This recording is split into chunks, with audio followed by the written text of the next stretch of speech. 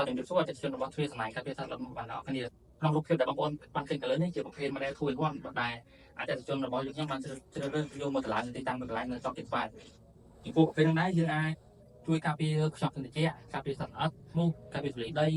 ការពារក្លិននិងការពារកម្ដៅ UV ដែលចាំពីក្រៅចូលមកក្នុងបានណាបងប្អូនគាត់ខាងណាស់នេះស្វែងអាចធ្វើខ្យល់ចេញចូលចន្លោះពី50ទៅ60%មួយវិញទៀតសម្រាប់បងប្អូនរួមមកខាងកណ្ដុំបែបនេះ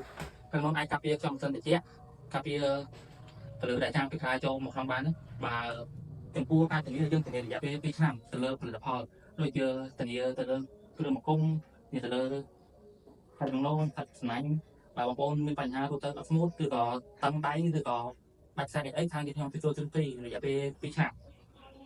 បើបងប្អូនណាមានតម្រូវការប្រើប្រាស់ជាប្រភេទ model 2 in 1ប្រភេទស្នាញ់ការពារសត្វល្អិតមូសប្រភេទវាំងនងការពារខ្យល់ម៉ាស៊ីនត្រជាក់បងប្អូនអាចទាក់ទងតាមរយៈ